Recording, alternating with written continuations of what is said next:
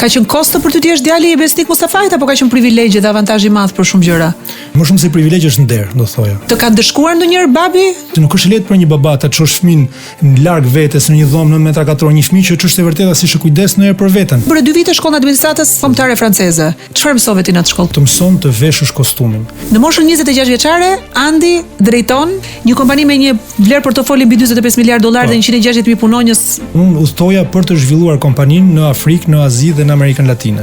Ti je kthyer në Shqipëri fillimisht edhe për të qenë profesor, pedagog në universitet, edhe atje ke pasur zhgënjimin e parë kur të tha një frazë që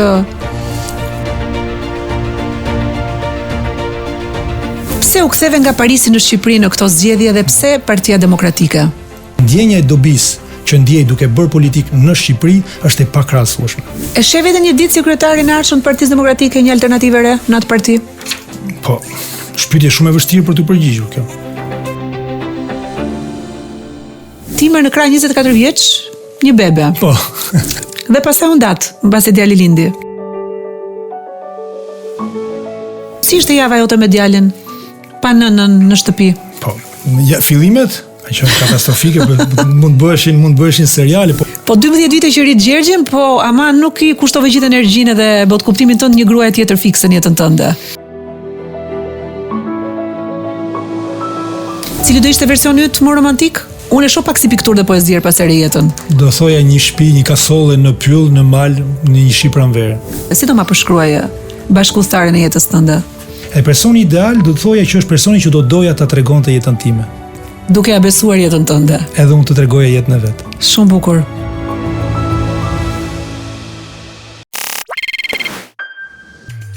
Unë të kam ftuar në podcastin Inspire, ti ku do më ftoje nëse do e pini një kafe në Tropoj apo në Paris? Në Paris, Paris. Në Paris ku do ishim ne të dy duke biseduar? Po, përpara Musée du Quai Branly, që është muzeu i historisë kulturave qytetërimeve, edhe besoj se aty do t'i interesonte shumë, meqense ti trajton profile njerëzish shumë ndryshëm, aty do kishe gjithë kulturat e botës me profilet e ndryshme të tyre. Shiko, ky është episod 1, po s'do thotë që nuk e kemi me seri, kështu që unë do vi të takoj atje për të marrë pak nga shija e jetës pariziane të një djali tropojan i cili iku në Francë, por gjithmonë me kokën pas për të kthyer në Shqipëri dhe për të bërë një gjë të mirë në këtë vend. Për ata që nuk të njohin, unë dua që ta bësh vetë një prezantim siç e ndjen ti, të më thuash kur ike, kur erdhe, kur shkove prapë në Francë, kur erdhe përsëri në Shqipëri dhe pse u ktheve më në fund këtu në Shqipëri. Po, në lidhje me Francën është një histori me shumë rrugtime, se unë kam ikur 3-4 vjeç kur babi u bë ambasador i parë i Shqipërisë postkomuniste në Paris, jam kthyer në 97-ën, kam ikur prapë në 99-ën, jam kthyer në 2000-shin, kam ikur prapë në 2002-shin, kam bërë shumë vajte ardh, jam ikur prapë për studimet universitare, u ktheva prapë për të punuar në Shqipëri, ika prapë pastaj në Paris, e kam 10 vitet e fundit që jetoj atje, po midis me vajte ardh, midis Shqipërisë dhe Francës. Ka qenë kosto për ty të jesh djali i Besnik Mustafait apo ka qenë privilegje dhe avantazh i madh për shumë gjëra? Po, është privilegj sigurisht, është nder, më shumë se privilegj është nder, do thoja. Se ndonjëherë fëmijët e politikanëve paguajnë kosto shumë të larta oportune për famën edhe pushtetin e prindërve. Janë justifikime ato, janë justifikime, është një, por ata ndoshta mund të kenë privilegje, për sa më përket mua, për mua ishte një nder, sepse është një nder, do jetë gjithmonë një nder për shkak të edukatës që kam marrë, vlerave që më kanë mësuar, të rrugtimit absolutisht shumë i pasur që është, kështu që nuk do të them kurrë, jo po i kam bërë gjërat vetë, se vetë i kam bërë, nuk kuptohet, por njeriu nuk i bën asnjëherë gjërat plotësisht vetëm. Në çdo hap që ne hedhim, kemi njerëzit që na ndihmojnë, njerëzit që na mbështesin, njerëzit që na kanë frymëzuar, njerëzit që na kanë mësuar. Dhe në këtë drejtim është një absurditet thuash që unë ja kam dalë vetë. Nuk ja dalim asnjëherë vetë për asnjë gjë. Shiko, baba juaj është një figurë shumë e nderuare të djathtëve dhe një shqiptar shumë i respektuar, një intelektual që unë e vlerësoj shumë në distancë, dhe për ata që nuk e din ti je djali i Besnik Mustafait, një mbiemër i cili ka një lloj peshe në shpatullat e tua, një përgjegjësi, të jep një lloj përkatësie që ti në gjurmët e babait duhet të ishe në një kuptim, në sensin e arritjeve që ai ka pasur, po mund të bëj edhe më mirë. Ti je djali i babait apo djali i mamas? Edhe. Kjo është një pyetje shumë e madhe, shumë e thellë. Le të themi që për një pjesë shumë të madhe të jetës time kam dashur të jem djali i babait, sepse sigurisht nuk e pasur atë figurë që ka përbashkuese në luftën për demokracinë, shkrimet, historinë, kulturën, sigurisht njeriu don të ngjaj babait vet, por në këtë rrugtim do thoja për të ngjarë atin pak a shumë kam humbur, kam harruar maman, por do thoja që 30 vjeç avërsisht nuk e di eksaktësisht, se s'm kujtohet eksaktësisht mosha kur jam qenë në Francë, më kam kuptuar se jam edhe plotësisht djali i mamas time nga karakteri i nënës time, dhe kjo është një forcë shumë e madhe, ndoshta edhe neve djemt kryesisht në Shqipëri harrojmë të përmendim nënat, sepse i përmendim për dashurinë që na japin, por nuk i përmendim për aspektet e karakterit që përfitojmë prej tyre, dhe kjo është diçka shumë thelbësore. Do të thonë ti edhe djali i Donikës. Donika Mustafait, po. Si të ka mbrojtur Donika me dashurinë dhe vlerat? Po, mamaja ime na ka mësuar, mamaja ime ka diçka shumë të fortë, se ka një dashuri të pakushtëzuar për njerëzit, por që e lidhen me një vendosmëri dhe me një disiplinë dhe një organizim që asaj vetëm asaj shkon. Dhe në momentet e ndryshme të vështira të jetës tonë sigurisht ka qenë një shtyllë shumë e rëndësishme, një themel shumë i rëndësishëm i joni. Dhe thash jam djali i saj sepse pasionin që kam, për shembull, kur merrem me politikë, kam dashur gjithmonë të flas si babai, i qetë, me një urtësi, me një karakter që ai e ka, një diplomaci që ai e ka. Ndërkohë që unë për shembull jam djali i nënës time për shkak të pasionit që kam në çdo rast që e bëj në mënyrën se si dashuroj njerëzit e mi, miqt, familjarët në jetën personale, dhe kjo është një forcë shumë e madhe që më ka dhënë. Çfarë modeli ka pasur nëna? Modelin e gruas së përkushtuar që bënte gjithçka për fëmijët, për familjen, nëna ime ka arritur të bëj gjitha. Edhe kjo është një nder i madh dhe kjo është edhe diçka që unë dua edhe në ligjërimin tim politik me nxjerr edhe në aspektin e gruas, sepse mama ime na ka dhënë këtë dashuri të pakushtuar, ne nuk kemi ndier vllai dhe unë asnjëherë as vetëm, as të rrezikuar, as të friksuar, sepse na ka dhënë gjithmonë këtë që ne presim zakonisht nga mamaja, që është dashuria e pakushtuar dhe mbrojtja e familjes, por ka bërë edhe një karrierë shumë mirë profesionale, ka qenë skenariste dhe ka realizuar dokumentar për të shën, dokumentar për çështjet sociale, çështje që janë shumë të rëndësishme që prekin qytetarët dhe që çështje e vërteta, çështjet sociale në Shqipëri anashkalohen pak dhe nuk duhet të anashkaluar as kjo. E di sa më pëlqen kur djemt flasin për nënat. Është pak e rrallë në diskursin publik shqiptar që djemt të glorifikojnë nënat edhe të japin natyrë atë që ata meritojnë. Kështu që jam e bindur që sot kemi vendosur. Është e parë që flas për të në publik, po. Jam e bindur që do marri shumë lumturi, do marri shumë kënaqësi. Sot edhe më vjen mirë që e shpërndajmë nëpërmjet këtij podcasti. Të ka dëshkuar ndonjëherë babi i udhëhequr nga ato parimet e së drejtës, nga principet e të qenit në politikë që duhet të jesh në radhë parë drejt me fëmijën tënd, pastaj me të fëmijët e të gjithë tjerëve. Po, ka qenë shumë i rrep në gjitha gjërat që ka bërë ndaj nesh, po i rrep në kuptimin e mirë sepse s'ka qenë babai më tremte shumë ndërkohë që s'ka ngritur kur dorën mbi mua dhe ka qenë shumë i rrep me vlerat dhe parimet e veta, edhe këtë më zgdash një farkohë që ta kuptoj ç'është e vërteta, sepse kur je fëmijë të duket sikur ka gjithmonë padrejtësi, por edhe marrëdhënia që kam krijuar me babain tim, për shembull, në një shoqëri shqiptare, dy gjëra do doja të veçoja që më vijnë pak a shumë mendje tani që më bëni këtë pyetje. E para që pyetet për rreptësinë është që për shembull, dy momente që mua kanë treguar se sa i fort ka qenë babai im i lidhur me vlerat. Unë kur kam arritur në Francë si student, ata më kanë çuar ke një dhomë që ishte dhoma ku jetonte vllai im, ishte dhomë 9 metra katror me banjë kolektive 50 metra nga dhoma, ishte për mua një katastrofë personale, shkoja nga shtëpia ku kujdese mamaja për çdo gjë që siç e përshkruam edhe një herë me dashurinë e saj në një situatë në Francë ku nuk njihja njëri, ku jeta ishte e vështirë, dhe ndërkohë që unë isha në këtë dhomë 9 metra katror, ambasada shqiptare në Paris kishte 3 apartamente të lirë. Dhe babai im në atë kohë ishte ministër i jashtëm i Republikës së Shqipërisë. Dhe ato 3 apartamente ishin të lira. Edhe unë i thoja, "Më çot ka ato, pse të rike kjo 9 metra katror? Se kushtet janë, shtëpitë janë, apartamentet janë." Edhe ai refuzote në mënyrë kategorike. E kjo tregonte që edhe si baba, sepse nuk është lehtë për një baba ta çosh fëmin larg vetes në një dhomë 9 metra katror, një fëmijë që ç'është e vërteta si kujdes ndonjëherë për veten. Shkoja në shtëpi, mund ta them me humor, thosha mamit ku është buka, më thoshte e ke vesh ngrove, thoshte s'mhahet, thosha haj më vonë. Edhe me ngrov bukën për Pra për një fëmijë tillë me e çuar, dhe kjo ishte ajo vlera që mos kishim ne privilegje, mos përfitonim nga këto privilegje. Edhe gjimnazin ndoshta se më kujtohet tani që po e flas. Un kam kaluar fillimisht provimin ke gjuhë e huaja për gjermanisht. Edhe nuk e mora provimin për të hyrë ke gjuhë e huaja për gjermanisht. Dhe ai nuk futi mik. Sa ti nuk e meriton të shkosh ke publiku, që publiku ishte shumë i mirë gjithashtu, nuk është çështë ndoshta e krahasimit, ke Sami Frashi shkova, por nuk ndër ju. Pra privilegjet ai ka pasur shumë problem që neve mos ti përfitonim, sepse ai nuk donte që ne të bëheshim të prishur kam brenda. Një çështje tjetër që është shumë e rëndësishme për atë rreptësinë që tham, që unë s'e kam kuptuar. Unë si fëmijë shkrimtar, unë e shifsha babain më shumë si shkrimtar. Edhe në gjithë atë shoqëri shqiptare të trazuar, një shoqëri shqiptare e kapur nga ato deliret e trimërisë. Do të ishte fort që ti jesh trim. Edhe unë kisha me babain tim një mungesë, do thoja në thonjza, respekti që thoje, po ç'a tropojani është ky, po ç'a trimi, pse si je ti trim? Dhe me kohën, tani mund ta them që babai im ka qenë trimi dhe është trimi më i madh që ka. Se në dy momente të jetës vet, ka pasur mundësi të bëte veprime të guximshme që tregon një trimëri të madhe të brendshme. Në 90-ën kur ai vendosi të dilte për demokracinë, ai rrezikote gjithë familjen e vet. Ai rrezikote që të shkonte në burg dhe ne shkonim në internim. A nuk është këtë trimëria më e madhe ta marrësh të rrezik për idealet që ti ke? Po në 1997, kur ndroi qeveria, ai mund të rritë në Francë, ishte ambasador, por mund të rinim të gjithë në Francë. Por ai vendosi ta kthete familjen e vet në 97-ën shqiptare. Të shkote me mua për dorë në Tropoj. Kjo është trimëria e vërtet. Ky është shembulli që ai më ka trashëguar mua dhe kur dëgjoj sot njerëz që flasin për frikë, nuk arrit ta kuptoj. Edhe kjo është ajo trimëri që unë sot e kuptoj që është trimëria e vërtet, që nuk është trimëria e dhunshme, por është trimëria e brendshme shpirtërore, e njeriu që beson atë që bën, e që merr ato rreziqe pavarësisht kostove që mund të ketë. Dhe historia u shkruajt pozitivisht për ne dhe sot paktën tashmë e kuptoj dhe e konsideroj një fat shumë të madh për veten. Më the diçka shumë bukur bisedën tonë të parë në lidhje me vijen e kuqe. Dhe më the që kjo vije kuqe nuk duhet të vendoset nga dikush tjetër, kjo vije kuqe ka të bëjë me limiti që ti vendos sistemit tënd të besimeve dhe vlerave. Edhe kjo është një vije kuqe që duhet vendosë patjetër sepse babai s'mund të tradhtonte idealet e veta dhe atë që ishte e drejta për të. Ishte vije që ka vendosur vetes. Ai them tha se një kam pas një bisedë me të lidhë edhe me politikën. Që kam qenë nisi me të faktikisht jam marrë shumë me politikë që i vogël, e ndiqja gjithandej e shifja dhe i bëra këtë pyetje se Shqipëria jon fatkeqësisht është Shqipëri gri. Edhe pyeta cila është vija e kuqe për të mos kaluar. Dhe më tha pyetja jote është e gabuar sepse vija e kuqe faktikisht është diçka njëherë personale. Se e ke sigurisht vjen e kuq të ligjit, por këtë vjen e kuq ligjit ta kanë vendosur njerëz të tjerë dhe të kontrollojnë ata nëse ti e kalon apo jo.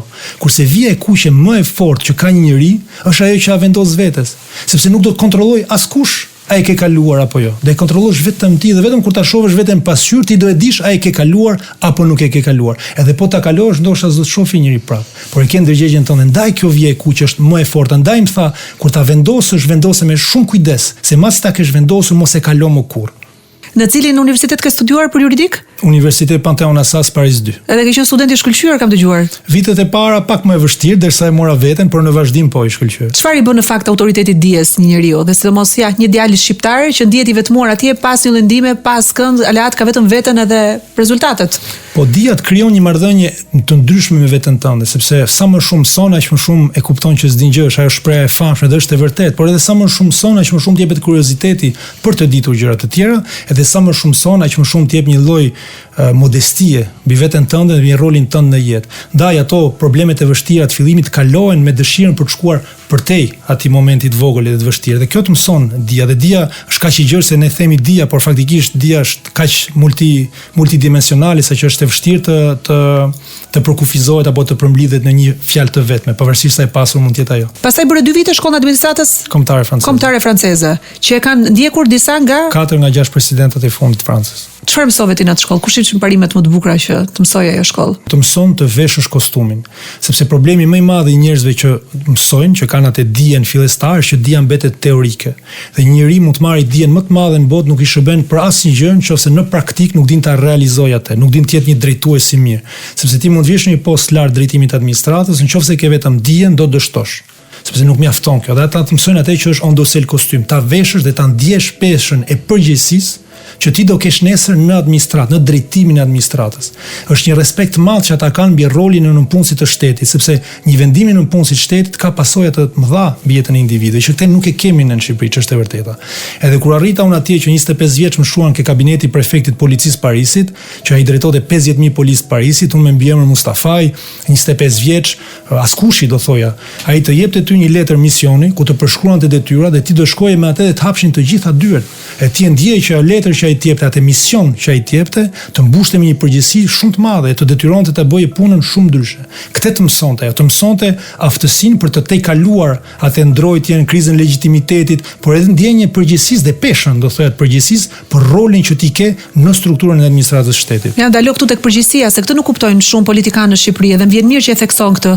E quajnë politikën një privilegj, e quajnë një lojë, e quajnë karrierë, e quajnë shumë gjëra, po fjala përgjegjësi është ajo që nënvizohet gjithmonë më pak dhe që është në fakt thelbësore në misionin që kanë si përfaqësues të një populli, të një vendi, të një kombi. Kjo është mungesa e kulturës politike dhe në Shqipëri nuk kanë do e mos faj sepse mas rrënjës komunizmit u desh me ndërtu çdo gjë. Ne harrojmë që s'kemi pasur ndonjë demokraci të instaluar në Shqipëri. Kemi pasur perandorin Osmani, kemi pasur një periudhë shkurtër republike, mbretërie, por kemi pasur gjithmonë këtë mungesën e kulturës politike dhe kjo e ka dëmtuar edhe rolin që kanë, sepse kur je në administratë je në shërbim të publikut. Njerëzit jashtë shteti, por edhe në Shqipëri mësuesit, po ta marrim, mësuesit e kanë atë rolin e ndjesinë që kanë, për rolin që kanë, e kanë pasur të paktën, nuk e di e kanë akoma sot se është çështje e debatueshme. Por në përgjithësi ka njerëz që shkojnë në administratë, shkojnë sepse duan ta përmbushin veten e tyre. Administrata unë e shoh si përmbushje edhe politika. Flasim administratë dhe politika nuk është eksaktësisht e njëjti rol, por kanë kryqëzojnë me njëra tjetrën. Është rrugtimi personal, përmbushje shpirtërore i njeriu që gjen një punë që shkon në shërbim të komunitetit. Dhe dim rastin e zjarfikësve që është rasti më simbolik që janë gati të vdesin në zjarr për të kryer detyrën e tyre dhe nuk bëjnë hapa mrapa. Edhe ata nuk merren me kriminalat mëdhenj, nuk e kanë atë famën e forcave speciale të ushtrisë, por ata shkojnë luftojnë me zjarrin sepse e kanë për brenda këtë detyrë. Kjo është ndjenja e përgjegjësisë që mungon. Ti je kthyer në Shqipëri fillimisht edhe për të qenë profesor, pedagog në universitet, edhe atje ke pasur zhgënjimin e parë kur të thanë një frazë që të bëri alergji, të bëri reaksion. Faktikisht është një frazë që është një fjali që unë e kam gjetur edhe tek libri i babait tim i diskrimeve dhe mirazheve. Ai ka shkruar një libër gjatë revolucionit antikomunist, gjatë ndryshimit të sistemit, dhe kur e kam lexuar më pas, kur më ka ndodhur, nuk janë eksaktësisht në një njëjtën kohë, por lidhen me njëra tjetrën. Në një moment unë kur kam qenë profesor, më kërkuan që të kaloja dikë, edhe më thash jo, edhe më thanë po çfarë të kushton. Ishte një pyetje shumë e çuditshme, sepse për personin që ma bëri atë pyetje, ishte krejt normale të ma bëte për çfarë të kushton, pse nuk e bën. Sepse të kthehemi ke ky koncepti ndërgjegjës profesionale dhe përgjegjësisë, nuk e kuptojnë sepse ndoshta nuk kushton gjë në lek, por të kushton atë vijën e kuqe, atë pjesën e brendshme të tënden. Edhe kur ndodhi ndryshimi i sistemit dhe babi im e shkruan dhe është e vlefshme për mua sepse i ka shkruar, është si tip ditari që e ka shkruar gjatë atyre ditëve. E diçka që i kishte shokuar shumë atë ishte që shqiptarët që kërkonin azil vinin ke Partia Demokratike dhe kërkonin që t'u jepshin atë letra që ishte përndjekur në mënyrë që të merrin azil, dhe Partia Demokratike kur ata nuk e kishin atë drejt nuk u ja jepnin dhe i thonin çfarë të kushton. Fjalë për fjalë kam gjetur. Pra qënd zanafillën e rënjes së komunizmit, gjendet kjo fjalë që na ka ndjekur deri më sot, çfarë të kushton. Çfarë të kushtonte në fakt që s'mund ta vije kursesi atë 5 dhe të nxjerrje një student tjetër me një notë kaluese që nuk i vlente për asgjë, profesioni që kishte vendosur të ndiqte. Respekti për veten. Kjo është vjeku që më kushton çdo gjë, respekti që kam për veten time. Unë shkoja si i ri, sepse ndoshta një person që e ka atë leksion përgatitur ndër vite, por më ishin vitet e para që i përgatitesha ato leksione. Edhe kërkonte shumë kohë, kërkonte kohë nga familja sepse kisha punë shtesë nga puna e parë profesionale që kisha në administrat.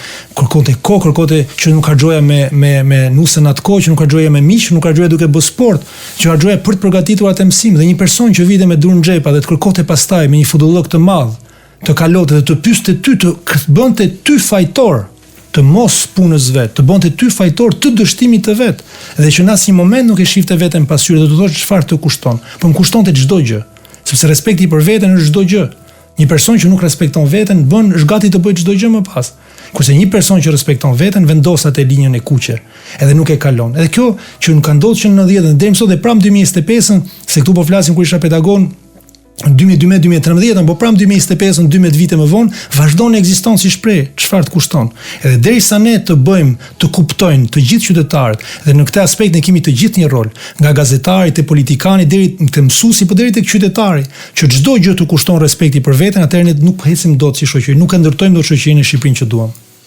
Pse u ktheve nga Parisi në Shqipëri në këto zgjedhje dhe pse Partia Demokratike? Po, ne u ktheva, të kthemi im është diçka më shumë natyrale për njerëzit që më njohin, se unë kam gjithë jetën që merrem me politikë, por gjithmonë me një kujdes të veçantë që të jetë pasion dhe jo profesion. Edhe këtu në mësimin e prindërve që më kanë dhënë, kanë qenë ndërtoje jetën tënde që mos jesh asnjëherë i varur nga politika, sepse kjo të jep një liri që mos bësh gabime, sepse një person që është i varur nga politika bën gabime sepse kapet mbas diçka që nëse humb i bie i boshti i vet.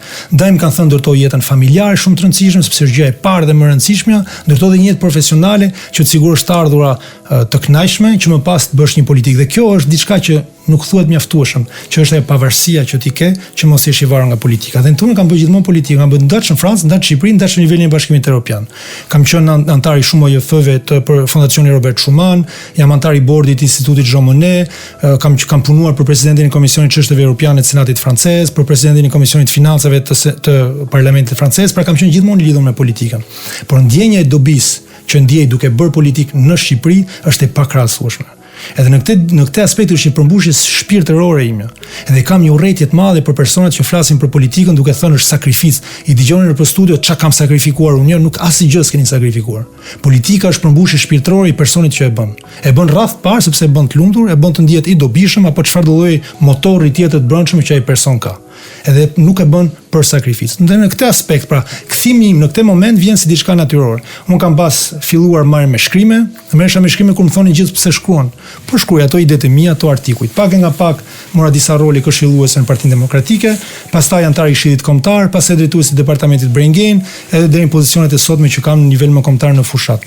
Dhe kjo pra, rrugtimi im personal lidhet kthimi edhe me situatën aktuale të vendit, që unë e cilësoj shumë të rënd, paktën në mendimin tim personal, dhe që justifikon që ta zmadhoj prap angazhimin tim në dobi të Partisë Demokratike dhe të qytetarëve shqiptar. Pse Partia Demokratike dhe si e ke gjetur këtë parti në këtë rikthim tëndin? Po, Partia Demokratike në fillim ka qenë sigurisht për shkak të babait tim, sepse një fëmijë nuk është e lehtë që dali nga ai rrethi familjar, por del gjithsesi nga rrethi familjar. Pra, pavarësisht se në fillim ka qenë prej babait, rrugtimi ka qenë i imi në të. Partia Demokratike në radh parë sepse unë besoj tek familja, ne folëm shumë për familjen. Unë besoj se familja është guri i themelit i shoqërisë, është si një shtet i vogël që përsëritet po aq familje sa ka vendi, ku aty jepet edukata, aty jepen parimet dhe pastaj plotësohen nga shteti në shkollimin e tij. Unë besoj ke Partia Demokratike se besoj ke sipërmarrja. Si sipërmarrës vetë që jam në Francë, e di rëndësinë e shtetit dhe rëndësinë që shteti duhet i krijojë kushte që të lulëzojë individi brenda sipërmarrjes së vet, dhe jo të lulëzojë individi brenda burokracisë së administratës shtetërore. Këto janë dy themele shumë të rëndësishme. Pse Partia Demokratike? Sepse është partia e djathtë në Shqipëri, sepse është partia dhe e marrëdhënieve të shëndetshme me Kosovën, që është diçka që mua më ka shënuar shumë jetën time, po jo vetëm mua, po gjithë qytetarët shqiptar. Dhe këtë drejtim për shembull jam shumë krenar që babai im ka pasur disa nga teoritë më të rëndësishme të rrugës drejt pavarësisë Kosovës, siç ka qenë që Shqipëria është aktive por jo aktore, apo që për rëndësia e pavarësisë së kushtozuar si hap i ndërmjetëm drejt pavarësisë së plot. Ndaj në këtë parti kam konfirmuar faktikisht atë që fëmia bëhet burr, e si burr i rritur ka mendimet e veta, por kjo nuk do të thotë që duke u bërë i rritur të ndryshosh, do e mos rrugtimin të mund dhe ta konfirmosh. Nëse Partia Demokratike nuk fiton, nëse ëndra ime do shuaj se Partia Demokratike humb kësaj radhe, atëherë ëndra ime s'ka qenë mjaftueshëm e fortë. Ëndra që duhet ketë një lider në politikë është një ëndër që çan çdo gjë. Ata që kanë menduar se thyn regjime diktatoriale, që kanë ndryshuar historinë e njerëzimit, ata nuk kanë pasur një ëndër që shkundej, që lëkundej. Kanë pasur një ëndër të fortë brenda vetes tyre dhe është një tip ylli polar që neve na dikton. Nëse ne humbasim këto zgjedhje, që edhe një nuk e besoj dhe do luftoj fort që kjo mos ndodhi, ëndra ime mbetet e njëjtë. Ëndra ime për të parë Shqipërinë e modelit që unë përfaqësoj, e vlerave që unë përfaqësoj, kjo është një ëndër e pandryshuar. Bile se kam trashëguar dhe kam zmadhuar nga prindërit e mi, që jam i bindur e kanë trashëguar dhe zmadhuar nga prindërit e tyre. Pse u tërhoqën nga lista? Po siç e thash, mbasi nuk ishte mundësia për listën e mbyllur, unë vlerësova situatën në të cilën ndodhem me sistemin në të cilën ndodhem. Unë jam një profil që shpresoj dhe synoj të jetë përbashkues dhe pozitiv. Unë jetën time në politikën, në angazhimin e jetës time, politika është pasion, thash, dhe jo profesion. Nëse unë do futesha në garën e listës së hapur të Tiranës, bëra një vlerësim midis hyrjes në garën e listës së hapur të Tiranës apo rivlerësimin e situatës time dhe dalje në ndihmë të gjithë kandidatëve në Shqipëri. Dhe ku do isha më i dobishëm, ku do isha dhe më i lumtur. Sepse e tham bashkë gjithmonë një rrugtim që bashkohet midis kënaqësisë dhe përmbushjes që t'jep, edhe ndjenjës së dobisë që ke. Dhe unë sot ndihem më i dobishëm duke u përgjigjur kërkesave të kandidatëve të Partisë Demokratike që më bëjnë, që më thrasin, meqense tashmë është bërë publike dhe më thrasin hajde na ndihmoni, duke shkuar në qytete ndryshme, duke parë realitete ndryshme dhe duke mësuar, sepse edhe një është rrugtim. Pasurimi që po marr shpirtëror dhe politik i ndihmës së këtyre dhe modeli që sjellim i ndihmës. Pra jo një tërheqje për t'u qarë, po një tërheqje për të qenë më i efektshëm, për të qenë aty ku ti duhet t'jesh. Pra dhe modeli që unë dua të sjell të ndihmës dhe jo të rish me i cep duke u qarë apo duke vazhduar, duke u përplasur, duke krijuar konflikte, është një model pozitiv për Shqipërinë dhe unë shpresoj që edhe ky të jetë, meqense quhet Inspire, frymëzues për njerëzit që na ndjekin. Shqipëria e meritokracisë dhe Partia Demokratike e meritokracisë. Kemi një terren fertil në nivel kombëtar dhe në nivel partijak ku lulëzon ky parim? Po nuk janë një të gjë, sepse në një parti politike synon të vinë pushtet. Dhe në këtë drejtim, partia politike duhet të vendosi në vlerësimin e saj politik njerëz që e bën të fitojë. Sepse fundi e fundit ky është qëllimi. Meritokracia në rangun e vendit, në rangun e kulturës së kombit, të asaj që ne duam të bëjmë bashkë, është çështje e brendshme njerëzve dhe e jashtme e organizimit. Po, ne duhet të synojmë që Shqipëria të jetë meritokratike, që njerëzit të kenë ndjenjën se marrin atë që meritojnë. Qoftë në ndarjen e pasurive, qoftë në hapjen e shanseve për të fituar një vend pune, në gjithë këto aspekte pra ndryshon qasja. Dhe në Shqipëri ne duhet të synojmë Shqipërinë meritokratike, nuk besoj se është Shqipëria meritokratike, por ne duhet ta synojmë që të arrijmë drejt saj. E sheh edhe një ditë si kryetari i ardhshëm të Partisë Demokratike një alternativë re në atë parti? Po, shpytje shumë e vështirë për të përgjigjur kjo. Sepse nuk mund të japi një person asnjë këtë vlerësim për veten. Unë po flas në nivel ëndrash, nuk po flas në nivel strategjisht konkret. Shpresoj të jem edhe presidenti i Shtetit të Bashkuar, por nuk mund të jem. Nëse do ishe subjekti i këtij propozimi, edhe do vinte ky moment, çfarë do bëje si Berisha dhe çfarë nuk do bëje si ai? Po, në drejtimin e partisë, që nga momenti i rithemelimit, Berisha ka bërë diçka që është shumë e nevojshme, që ishte rijetëzimi i Partisë Demokratike. Dhe kjo është diçka shumë e rëndësishme që ai ka bërë. Pra neve erdhëm me si situate ku po asgjësoheshim dhe foltorja për mua personalisht është arritja më e madhe demokratike e Shqipërisë moderne. Njerëz vërshuan dhe u la e drejta e të folurit. U dhan, sepse Berisha në momente u kritikua shumë, që ta dinë njerëzit, tanë mos jep mikrofonin çdo kujt, do thonë gjëra të këqija, do thonë budalliqa, nuk e di ç'a, dhe në atë moment ne i besuam njerëzve. Kjo është thelpsore dhe ajo lëvizje vërshoi në gjithë Shqipërinë dhe arriti të rrëzojë një kryetar në detyrë, që është shembulli më i mirë demokratik, ku një kryetar në detyrë nuk e majti dot me zor pushtetin e vet. Në këtë drejtim, unë besoj se Sali Berisha ka bërë gjën e dur për Partinë Demokratike. Ajo që ndoshta do bëja ndryshe do ishte një farë mënyre që nuk u bë, që ishte nxjerrja gjithë mësimeve të foltores dhe të bështe identiteti dhe filozofia e Partisë Demokratike. Kjo nuk do të thotë që këto elemente nuk gjenden vende në veprimtarin tonë, se unë besoj dhe shpresoj se mishëroj mësimet e foltores në funksionimin e përditshëm Partisë Demokratike, por ndoshta duke u bërë si tip doktrine, kushtetut e mësimeve të nxjerra, mësime pozitive të foltores mund bëj baza e veprimtarisë tonë të përbashkët. Lexon shumë ti Andi? Vazhdon të lexosh? Mundohem. Ka një ditë u mërzitur shumë me babin se kam lexoj shumë, do themi po varet se kur thu leximi ke fjalën për letërsi, jo për politikë, se për politikë lexoj jashtë masë shumë. Për politikë është e kuptueshme, po ke kohë të lexosh se më duket shumë elokuent, kështu edhe ke një artikulim shumë të mirë të mendimit. E ke natyrale këta, po të vjen nga dia se vjen nga përgatitja, vjen nga puna. Në politikë përgatitja është çelësi, në çdo gjë në jetë, përsëritja dhe përgatitja është çelësi. Njerëzit shumë shpesh këtë ka marrë nga sporti, që është e vërteta, sepse në politikë shumë shpesh njerëzit bazohen mbi aftësitë e tyre të lindura oratorike apo aftësisë për të frymëzuar njerëz. Çfarë na mëson sporti? Na mëson që është përsëritja që e bën cilësinë. Na mëson që është disiplina që e bën cilësinë, na mëson që është organizimi që e bën cilësinë. Dhe në këtë drejtim unë mundohem të punoj gjithmonë. Për sa i përket leximit, vjen kjo ide në mend sepse kam pas lexuar shumë edhe vazhdoj lexoj, por nuk i mbaj mend gjithmonë librat. Edhe u mërzita shumë, i thash babit ditor, nuk e kuptoj, kam lexuar libër javën e kaluar, po s'po arrit ta kujtoj çak historinë apo elemente të ndryshëm. Mbi ngarkesa si duket. Mbi ngarkesa, po jam diçka që kjo quhet overboarding syndrome. Edhe nuk e dia ma tha me ma bëj shefin apo se është e vërtet, po më tha rëndësi ka për ne si shkrimtar. S'po flasim për lexuesit e rinj që duhet mësojnë, por ne si shkrimtar rëndësi ka që të bashmend emocionin që të ka lënë libri. Dhe nuk e di a ka thënë apo çeve, por mua më bëj çeve dhe më hoqi pak të ndjenjë përgjegjësisë, por që kjo është rëndësia, ne të lexojmë letërsi shumë e rëndësishme dhe letërsi shqipe, ftoj gjithë personat që na dëgjojnë të lexojnë sa më shumë se ka autor të rinj shumë të mirë shqiptar, edhe të përfitojnë nga emocioni që këta shkrimtar u përcjellin atyre. Në moshën 26 vjeçare, Andi drejton si zëvendës drejtori i zhvillimit strategjik një kompani me një vlerë portofoli mbi 45 miliardë dollar dhe 160.000 punonjës në shumë shtete të botës, si kompani ndërkombëtare.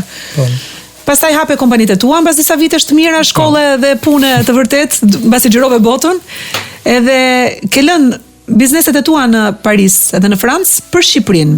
Isha zëvendës drejtori zhvillim strategjik te kompani që është Saint-Gobain, që në gjithë botën unë udhtoja për të zhvilluar kompaninë në Afrikë, në Azi dhe në Amerikën Latine.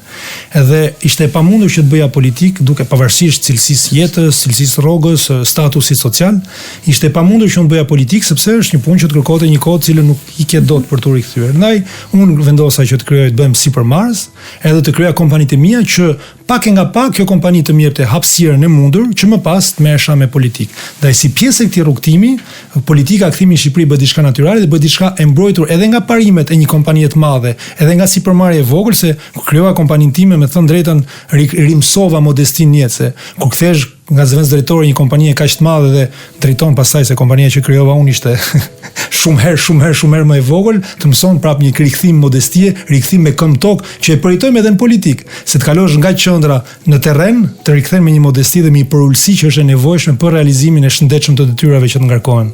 Por megjithatë ke një kompani të suksesshme, e cila vazhdon të funksionojë edhe me ty në Shqipëri.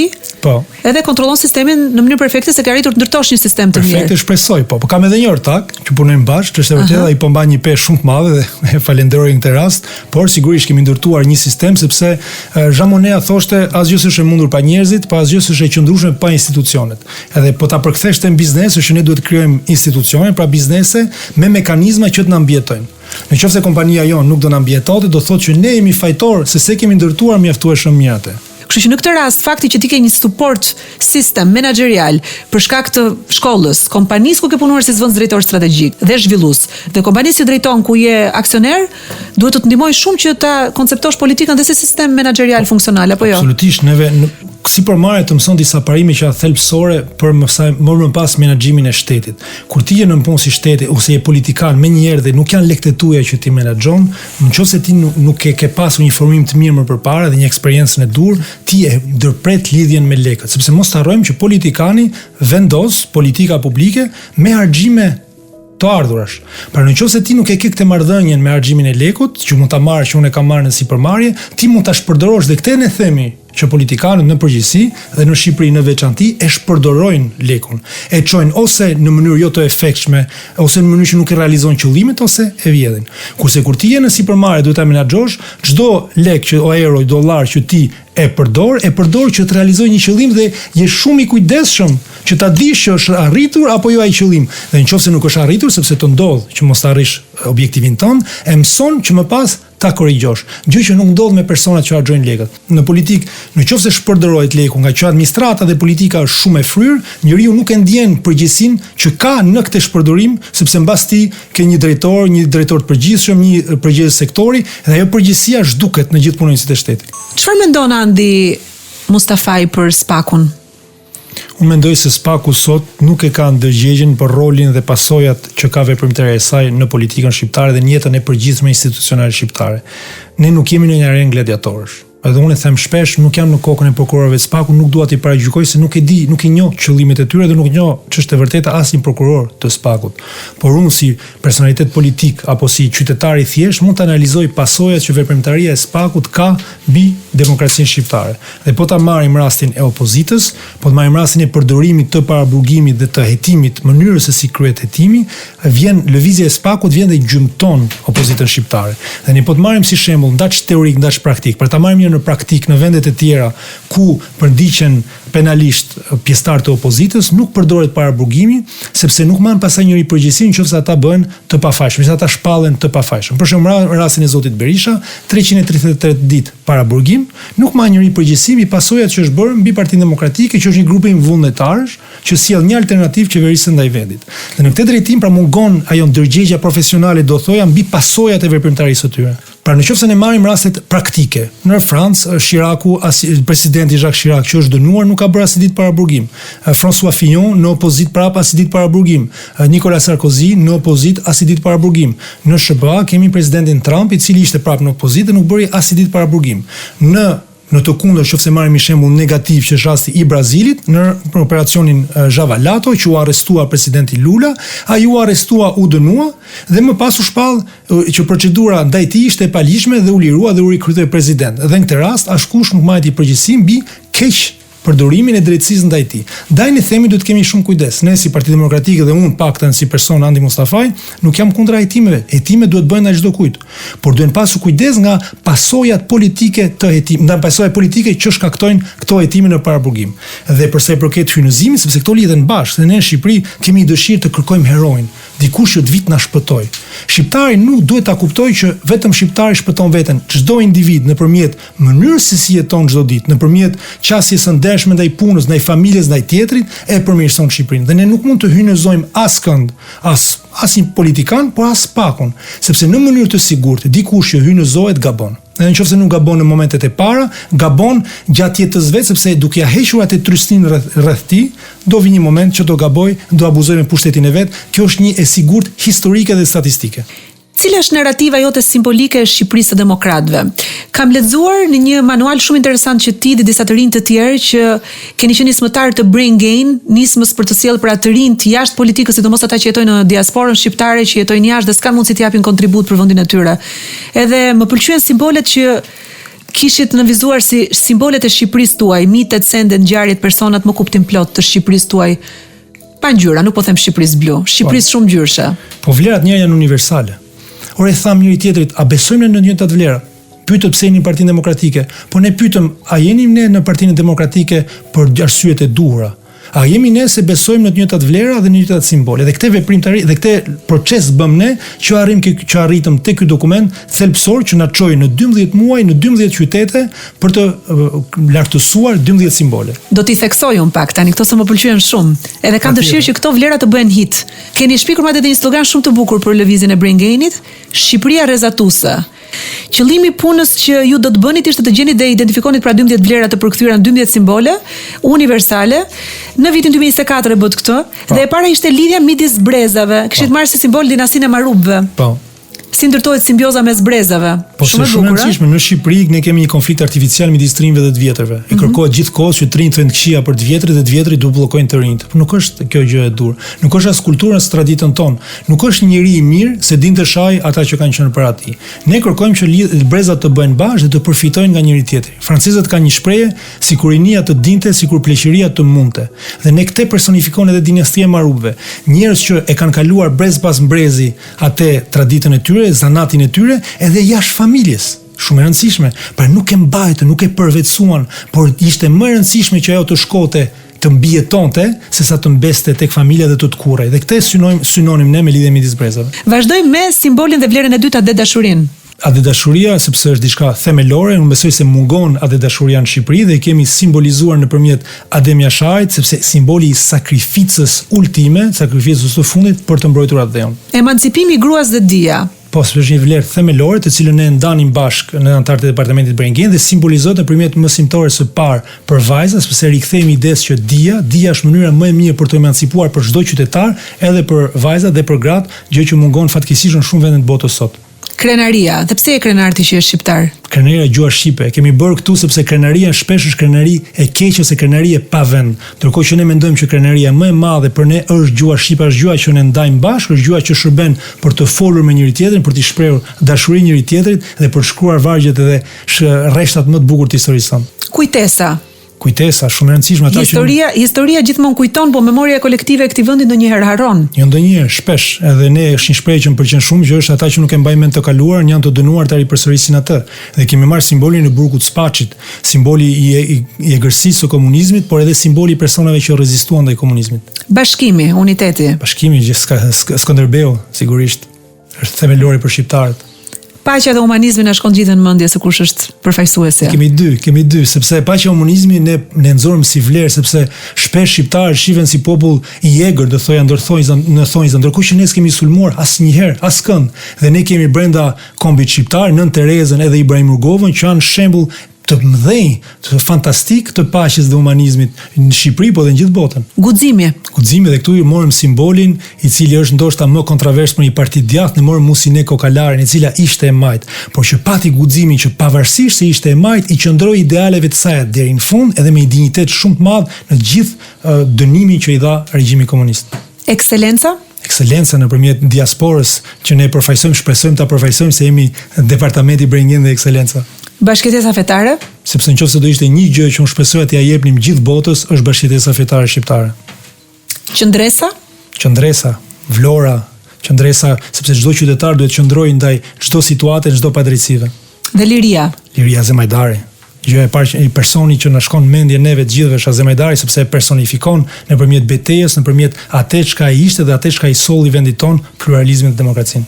Cili shqiptar përfaqëson ti? Pyetje shumë e gjerë. Përfaqësoj një veten time, që është më e rëndësishme, dhe nëse unë tregoj në veten time në larmishmërinë e profilit tim se një person s'ka asnjëherë një profil të identifikuar të vetë. Unë mund të përfaqësoj emigrantin, mund të përfaqësoj sipërmarrësin, mund të përfaqësoj të riun, mund të përfaqësoj idealistin. Unë besoj se për shkak të pasurisë së veprimtarive ndryshme profesionale dhe personale që kam pasur, më jepet mundësia të përfaqësoj shqiptar të ndryshëm dhe do thoja që përveç se përfaqësoj veten, përfaqësoj çdo shqiptar që e gjen veten tek vlerat që unë përfaqësoj, tek rrugtimi që unë kam, edhe tek betejat që unë bëj. Ti je single apo i martuar? Jam single. Ke folur me një patos të jashtëzakonshëm për politikën, nuk e di sa ton flasësh kështu për dashurinë, për jetën, për djalin. Do mundohem. Ti je bërë baba në një moshë shumë të re apo jo? Po, 4 ditë para se të mbushja 24 vjeç. 24 vjeç baba. Njohem nënën e tij shumë i ri, në moshë shumë të re. Universitet. 19 vjeç. Dhe kaluat romancën tuaj 6 vite histori? Po, 5 vite e pak, 6 vite. Dhe pastaj u ndat, mbasi djali lindi. Po. Çfarë ndodhi? Do thoja që ne duheshim si fëmijë, sepse ishim fëmijë kur u njoftëm, fëmijë u dashuruam dhe kur u bëm të rritur, nuk duheshim më, që është një lloj ndeshmërie në pranimin e një situate dhe më mirë ta nxjerrësh konkluzionin sa më shpejt dhe për të mbrojtur fëmin se sa ta tërheqësh zvarr për një kohë gjatë dhe dëmtosh edhe marrëdhënien personale, por sidomos fëmin, ekuilibrin dhe shëndetin e fëmijës, do thoj. Ishte kështu konsensuale ndarja, po iku njëri nga të dy nga raporti edhe tjetri mbajti peshën e gjithçkaja që lë pas një ndarje me një fëmijë që sapo ka ardhur në jetë. Për t'ju përgjigjur se pyetje do të citoj një këngë franceze që thotë unë dan me dakordsi, por njëri ishte më dakord se tjetri. Djali është një dhuratë shumë e madhe që la ky raport në jetën tënde, po çfarë mbeti nga ajo grua në jetën tënde, nga ajo vajzë? Po mbeti një respekt shumë i madh për atë që kaluam, për atë çka krijuam bashkë edhe për rrugtimin e djalit, se djali tashmë po mbush 12 vjeç, i ka mbushur 12 vjeç, shkon drejt 13 vjeç, edhe mbetet gjitha marrëdhëniet që ne kemi krijuar bashkë për t'i dhënë atij kushtet më të mira që të bëhet një fëmijë i mbar, një fëmijë i lumtur, një fëmijë i gëzuar pa problematika që mund të njohë një fëmijë në një rrethana të tjera. Me një marrëveshje konsensuale për të mirën e bashkëprindërimit në distancë, mbasi divorci ju vendosët që djalit me kohë të barabartë i përkushtoheshin të dy njësoj. Po, në dy faza të ndryshme. Para ka qenë që unë kujdesesha për te nga e premtja në të hënë, edhe gjatë javës kujdesej nëna vet, dhe më pas nga që ishte një sistem shumë i rëndë për mua, sepse bëheshin një javë që nuk mbaronin kurse, nga puna kujdesesha për fëmin, pas e kthehesha në punë, nuk kisha asnjë fundjavë për të pushuar, vendosim që të kishim një javë në kohë të barabartë nga e premtja në të premte. Do me thënë, ti një djalë që u rritë në një familje shumë perfekte, studiove dhe kishe shumë ëndra për të bërë një karrierë brillante midis Francës edhe Shqipërisë, 24 vjeç gjendesh në një situatë të paparashikueshme, Zoti dërgon një fëmijë që është produkti i kësaj dashurie dhe kësaj marrëdhënie, edhe ti merr në krah 24 vjeç një bebe. Po. Ma përshkron dot atë momentin kur djali lindi ajo qara e parë, kur e morën krah, u kushtientizove që kishe një përgjegjësi shumë të madhe gjithë jetën që do të jetonte me ty sa të kishe ti jetën dhe frymën. Takimi i parë ka qenë krejt ndryshe, sepse nuk e dija që kur fëmia lindte mund të kishte pak edhe kokën në një formë të çuditshme, edhe unë kur ma dha fëmin, që e pash që ishte koka pak në formë çuditshme dhe po pyesja veten, a jam i vetmi unë që po e shoh që fëmia ka këtë koka, duhet i them unë personelit mjekësor, po ata nuk dukeshin fare shqetësuar. Po unë isha shumë i shqetësuar, thosha, a jam unë i vetmi që e shofte, kështu që takimi i parë ka qenë direkte me merakun e prindit, më shumë se sa me madhëngjimin do thoja, dhe një merak që prindi nuk e heq kurrë, tot për të plotësisht nga vetja. Por më pas sigurisht diferenca, ndryshimi madhor besoj midis nënës dhe babait është me babain është marrëdhënie që ndërtohet, nuk është një marrëdhënie që është e lindur, sepse ndryshe nga nëna nuk ndryshon trupi, nuk e ka këtë marrëdhënie të lidhur me trupin, është marrëdhënie që krijohet nëpërmjet eksperiencave, nëpërmjet vendimit që ti merr për të qenë apo jo i pranishëm dhe sa i pranishëm në jetën e fëmijës, dhe kërkon një kohë ndryshe për të arritur atë, të themi, marrëdhënien e bukur dhe të madhe që kërkohet. Kur i selam të mirë shoqes tënde të kësaj faze të jetës, edhe të duhet i bëje vetes dhe djalit një premtim që do ishte gjithmonë me të. E mban mend si moment kur u largove nga shtëpia edhe the tani do nisi një jetë e re, por me djalin pranë meje gjithmonë. Nuk më mend momentin, po do thoya që më mend ndjesinë, sepse truri ka një aftësi për të harruar disa gjëra, por mban ndjesitë e këtyre gjërave. Sigurisht ndjesia ishte një memorie emocionale, më shumë atë që më mend ishte një boshllëk të madh, sepse isha jashtë larg familjes, prindit i kisha në Shqipëri, vllai në Shqipëri, miqtë në Shqipëri, isha një vend që nuk ishte imi. Edhe ajo ndjenjë vetmisë që do gjendesha përballë një aventure vetëm, për ne që jemi mësuar që jemi klanik, se tropejan përgjithësi janë shumë klanik, po edhe shqiptarët, po tropejan veçanti, kjo ndjenjë vetmie, kjo ndjenjë më ka mbetur. Por më ka mbetur gjithashtu ajo ndjenjë që është ndjenja e vendimit shpesh kur i them vetes, a do jem unë në gjendje të marr vendimet e duhura, kujtoj atë periudhë. Sepse kisha një vendim ku asnjë nga anës do ishte pozitiv, do thoja për mua si individ, sepse ose do kthehesha në Shqipëri për të vazhduar karrierën time politike apo profesionale, se kam pasur gjithmonë dëshirë të merrem me politikë duke braktisur djalin tim, ose do rrija në Francë që të kujdesesha për te duke filluar çdo gjë nga fillimi. Edhe besoj se vendimi ka qenë i dur i imi, sigurisht, nuk kam asnjë lloj dyshimi për atë vendim, por kjo i kam treguar vetes më saktë që në rastin e një vendimi shumë të madh ku unë duhet të heq nga vetja, kam ditur ta marr. Dhe shpresoj dhe kjo më frymëzon që në raste të tjera të ngjashme, shpresoj jo me djalin, por që po bëjmë një ekstrapolim drejt politikës, do jem në gjendje të marrë dhe vendime të duhura atje. Do që si ishte java jote me djalin, pa nënën në shtëpi? Po, fillimet ka qenë katastrofike, mund bëheshin seriale, po nuk jam i vetmi që i ka kaluar, që është e vërtetë, dhe në këtë rast mund kujtohet edhe angazhimi i gjithë prindërve që rrisin fëmijët vetëm, që është një angazhim shumë i madh, shumë i vështirë, por mua një shqiptar që isha mësuar që një bëte mami gati të gjitha, që kam pas gjithmonë të mbrojtjen e familjes, po edhe kur si ke prindit i ke gjithmonë afër në Shqipëri, mund të vinë të ndihmojnë apo familjarët, ishte zbulimi një jetë e tre. Do kaloja gjithë javën punë, pastaj do merresha me biberonat, me pampersat, me gjithë problemet që kanë të lidhur me fëmijën, që s'mi kishte mësuar njëri që t'i bëja, ç'është e vërtetë. Si quhet djali? Gjergj. Gjergj, emër shqiptar. Po. Me Gjergjin si raportet tani? Fantastike. Jeni dy super shok besoj, ë? Është shumë i bukur Gjergji. Faleminderit. Shumë i bukur. Si shkon me shkollën mirë? Shumë mirë, shumë. Ti tani gjithçka të mësoj Besniku dhe Donika? Mundohem. Ja mëson Gjergjit. Mundohem. Çfarë bën me Gjergjin kur je kështu në punë dhe i dhëni gjithë mbas politikës, mbas misionit tonë, merr telefon me video call, flet, azhonon, kupton ai që ti ke një mision publik të rëndësishëm? Ai më mbështet, ai më mbështet. Çfarë të thotë ai? You're my hero, Dad? Jo, nuk e thot akoma, shpresoj ta thot i ditë, po për momentin nuk e thot, po e ndjej, le të themi, dashamirësinë e tij. Ai që më thotë që nëse ti bën diçka që të bën të lumtur, edhe të bën të ndjesh i dobishëm, shko për te, dhe kjo është një forcë shumë e madhe që më ka liruar, se një për arsyeve pse nuk kthehesha më parë ishte kjo frika se do prishe marrëdhënia me te, se është shumë e thjeshtë për të prishur një marrëdhënie me një fëmijë, por është shumë e vështirë për të ndërtuar dhe do thoja gati e pamundur për të rindërtuar mbasi prishesh. Kështu që në këtë drejtim ai është një mbështetje shumë e madhe, është motori dhe frymëzimi im, edhe është një lumturi e madhe, sot jemi shok, bëjmë gjëra, luajmë basketboll bashkë, shkojmë kinema, bisedojmë biseda filozofike, e gjej pak a shumë veten marrëdhënie me babain, përveç se sa në pjesën e sportit do thoja. Pse? Nuk lutet sport baba im. A nuk luan dhe Besniku ti, nëse ti basketbollist? Baba im pavarësisht se nuk lutet sport, ka qenë shumë interesante. Nuk më ka kërcënuar kur që do më hiqte nga sporti, kur më dënonte. Edhe kur bëra 24 vjeç, më pyeti një ditë, më tha, "Ore, ti se ke pyet në veten sepse nuk kam kërcënuar kur që do të heq nga sporti, ndërkohë që." Pse, vërtet. Tha shumë pse.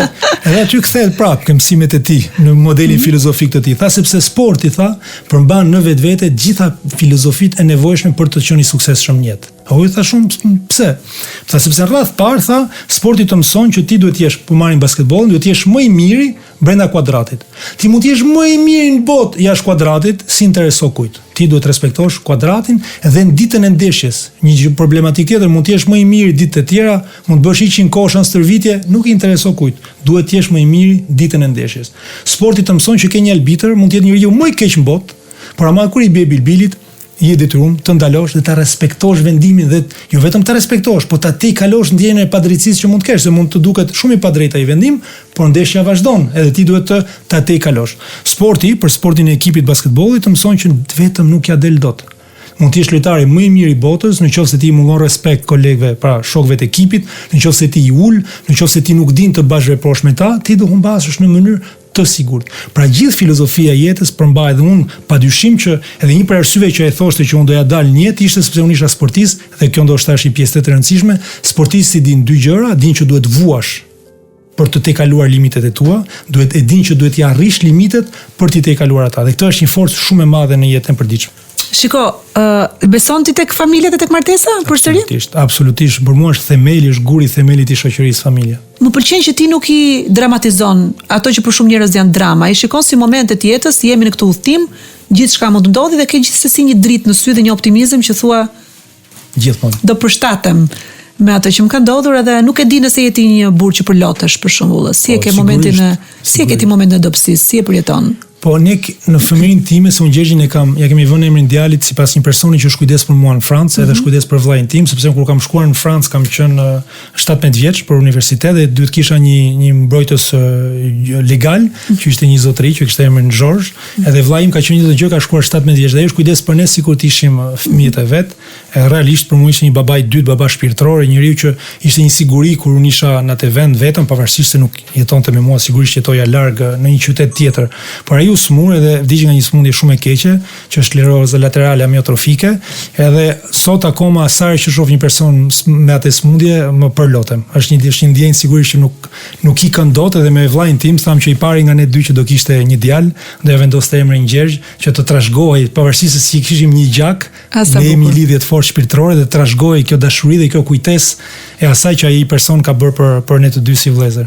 Në një moment të vështirë si ky që imagjinoj duhet të qenë vështirë, ka qenë një sfidë pa parashikueshme, se ndodhin gjëra në jetë dhe kjo është një ngjarje e madhe që ndryshon komplet kahun e veprimeve dhe rrjedhën e jetës, se ti ishe i programuar për të bërë diçka tjetër dhe jashtë planit erdhi një dhuratë e Zotit që ndroi dinamikën e shumë gjërave. Ke kaluar kështu momente të thella, mërzitje, depresionin e ke përjetuar, dëshpërimin e ke përjetuar? Dëshpërimi dhe depresioni nuk është diçka racionale. Neve bëjmë shpesh gabimin që personat që përjetojnë një moment depresioni apo dëshpërimi tentojmë të racionalizojmë vuajtjen e tyre dhe t'u themi që shife, nuk ke pse të jesh i mërzitur, ke të mirat, ke materiale, ke shëndetin, por nuk është diçka racionale. Dëshpërimi është diçka emocionale. Unë në ato momente të vështira tentoja sigurisht për veten time ti thoja që kam aspekte pozitive, por sidomos ti mendoj se vetes qëllime, sepse mendoj se dëshpërimi në atë momente, depresioni më saktë, lidhet me faktin që humbet qëllimet e ardhshme. Sepse të duket u prish diçka unë që besoj thellësisht ke familja, u prish. Është një dështim. Duhet ta pranosh që ndodh një dështim, por duhet gjesh qëllime të reja, jo që ta zëvendësojnë, por që të bëjnë që të hysh në një fazë tjetër të jetës tënde. Kjo është edhe diçka që nuk pranohet lehtë, që jeta ka faza të ndryshme. Edhe duhet lejuar edhe koha që të vlerësojnë, që të vendosen në mënyrë që të shkosh drejt tyre. Po 12 vite që rrit Gjergjin, po ama nuk I kushtove gjithë energjinë dhe bot kuptimin tënd një gruaje tjetër fikse në jetën tënde. Deri tani nuk ka ndodhur kjo. Jo, nuk ka ndodhur. Nuk ka ndodhur, po nuk ka ndodhur në aspektin e krijimit të një familje, fatkeqësisht. Ke pasur historitë tua romantike, sigurisht mas të arjes me nënën e djalit tënd, por në 12 vite, me sa shoh, nuk kemi një skenar ideal për martesën dhe familjen e shumë dëshiruar që ti e konsideron përsëri një stacion të rëndësishëm ku duhet të mbërish. Është e vështirë të ndërtosh një jetë midis dy vendeve, është edhe e vështirë të ndërtosh një jetë me një intensitet dhe një ritëm që kam vendosur në vetes. Kur isha zëvendësdrejtori strategjisë në Sangoban, udhtoja gjithkohën. Edhe kur udhtoja, kujdesesha për djalin. Pra një javë isha gati gjithkohës për udhëtime në shtete të ndryshme dhe një javë kujdesesha për djalin. Është një intensitet dhe një ritëm shumë I madh. Në kohën time të lirë shkruaja, bëja sport. Kur tashmë kam jetën për disa vitesh midis Shqipërisë dhe Francës, midis politikës që zën ç'është e vërteta shumë kohë, e zën kohë mendore edhe biznesit, është e vështirë për gjetur një person që të gjejë vendin në këtë dinamikë e cila është shumë intensive. Dy pyetje. Po. Psikologjike këto pak. Mbas një dramë ndarje në një dashuri që sidomos ka edhe një fëmijë si simbol, ka një qenie njerëzore tjetër, një jetë që riprodhohet, njerëzit menjëherë mbas ndahen, duan që të stacionohen në një histori tjetër për të haruar atë historinë që kanë lënë mbas krahësh. Ti cila tipologjie I jep vetes kohë në raste si këto për të reflektuar, për të ndëjtur vetëm sepse ke nevojë për hapësirën tënde, apo të ndodhi një histori kështu shpëtimi që të tregte, të shpërqendronte nga drama, nga dhimbja, nga mërzitja? Unë mendoj që një person që ndahet nga një histori shumë e fortë me një fëmijë është I gatshëm emocionalisht për të përjetuar diçka të ngjashme më një herë më pas. Qëllimi im kryesor mbas ndarjes isha të gjeja mënyrën për të qenë një baba I mirë për Gjergjin, sepse nuk e dija se si rritej një fëmijë vetëm pa ndihmën të gruas apo të nënës, kështu që kjo ishte absolutisht synimi im kryesor dhe kam mbetur të jem baba I mirë deri më sot synimi im kryesor.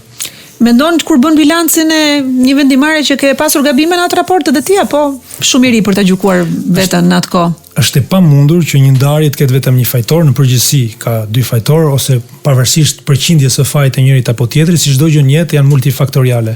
A mund bëja diçka më mirë, sigurisht sot është e lehtë për t'u thënë, por në ato momente besoj se kam bërë çfarë kam ditur, çfarë kam mundur në kushtet ku kam pasjetuar. Që djali është do pak xhelos se fëmijët janë egoist kur bëhet fjalë për kohën që ne shpenzojmë për vete ose për të tjerët. Është ai kështu posesiv që thotë dua 100% për vete babain? Jo, jam me shumë fat, është shumë I mirëkuptueshëm, është shumë I dashur në këtë aspekt, shumë I ndërgjegjshëm apo do thoja I vëmendshëm ndaj situatave të mia dhe ndaj dëshirës se më thotë të shoh më të lumtur tani.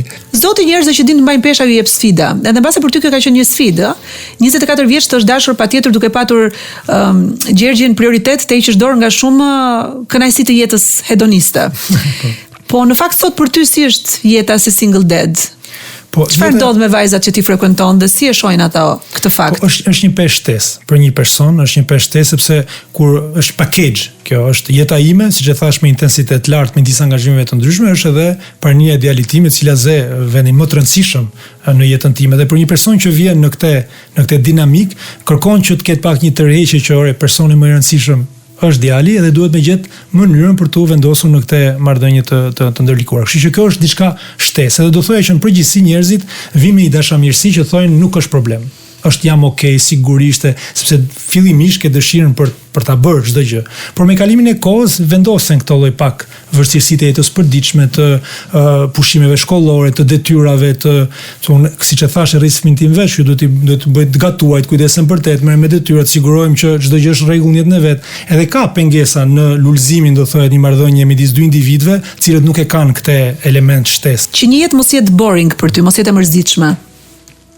Me që djali një shkrimtari dhe më thej që dhe vetë ke pen dhe shkruan her pas here, si do ma përshkruaje bashkëudhëtaren e jetës tënde?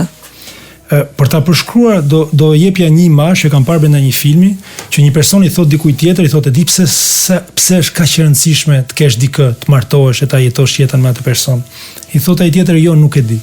Edhe I përgjigjet që sepse duke pasur te personi ke një dëshmitar të jetës tënde. të sigurohesh që e ke jetuar jetën tënde dhe të kesh dikë që ta tregoj këtë jetën tënde. Dhe mua më duket shumë e bukur si shprehje. E jeton jetën në mënyrë të ndërsjellët sipas qyra në sytë e njëri tjetrit. E personi ideal do të thoja që është personi që do doja ta tregonte jetën time. Duke ja besuar jetën tënde. Edhe unë të tregoja jetën e vet. Shumë bukur. Cili do ishte versioni yt më romantik? Unë e shoh pak si pikturë dhe poezi pas seri jetën. Do thoja një shtëpi, një kasolle në pyll, në mal, në një shi pranvere. Shumë bukur. Bukur. E thjesht, por e bukur. Gjërat e thjeshta janë më të bukurat. Nëse hipotetikisht ti do luaje rolin e një babai në këto 5 filma, mi komenton qofse i një dhe i ke parë, cili do doje më shumë të ishe. Kemi Mrs. Doubtfire, Robin Williams, kemi La Vita e Bella, Roberto Benigni, The Pursuit of Happiness, Will Smith, La ricerca della felicità, film i jashtëzakonshëm. Finding Nemo, babai që bën për Nemo në vogël peshkun gjithçka, dhe The Father, Anthony Hopkins. Mbase mund të kesh një lidhje me të 5 personazhet edhe mund të më thuash si është korelacioni yt me të 5 ata. Të vetmi që nuk e njoh është The Father, që do flas për të 4 të parët, do thoja që në varësi të momentit të jetës ku gjendet fëmia, unë do doja të isha secili prej tyre. Nëse djali im nuk e shifja do isha gati të isha Mrs. Doubtfire dhe çdo gjë që ishte nevojshme që ta shihja dhe të isha në jetën e tij. Nëse ai do përjetonte një moment kaq vështirë sa përjeton fëmia La Vita e Bella, do isha gati ta ktheja në humor dhe ta gjeja të forcë të brendshme, do dëshiroja ta gjeja. Nëse ata ai do vuante për buk goja apo për siguri jetese të mira, do isha gati të punoja siç ka punuar Will Smith, edhe nëse e larg qofte humbja, do isha gati të bëja çdo gjë që ta gjeja atë. Unë mendoj se jemi të gjithë. Nuk kërkesa e një absolutizmi në përgjigje për situata të tilla besoj se e zvoglon angazhimin e një babai, se babai është gjitha këto bashkë edhe shumë më shumë sipas nevojës që ka fëmia për te. Ti je modeli një shqiptari të mirë dhe meritoj plotësisht të ishe në Inspire. Shumë faleminderit për kohën edhe për dritën që le këtu sot, edhe të uroj shumë sukses Andi dhe do shihemi bashkë, kush e di, në episodin tjetër, çdo na thuash. Faleminderit. Unë të falenderoj shumë ty se arrite të bëje diçka që s'është arritur asnjë më përpara për mua, është të flas për veten edhe për çështje që janë shumë personale, ndoshta edhe të vështira për t'u trajtuar në jetën private dhe akoma më shumë në jetën publike. Besoj se ti arrite ta bësh me klas, pa patetizma që ne kemi fol, sa më njerëzore dhe shpresoj që duke u përgjigjur edhe unë në këtë mënyrë, besoj se do rikthejmë këtë lloj njerëzillëku, dinjiteti, situatave të vështira që përjetojnë njerëzit, edhe shpresoj siç e ka emrin Inspire, ti frymëzojnë, ti dhe unë ti frymëzojmë që ti kalojnë ato edhe të shohim që hapat e tjerë janë gjithmonë pozitiv. Ti je modeli një shqiptari shumë të mirë në politikë dhe mund të bësh ndryshime të vërteta në këtë vend, po je edhe një djalë shumë i mirë dhe unë të uroj gjithë mirat e botës dhe faleminderit shumë që ishe këtu, do takohemi përsëri. Faleminderit. Na le një copë të zemrës tënde këtu edhe të falenderoj për këtë. Faleminderit.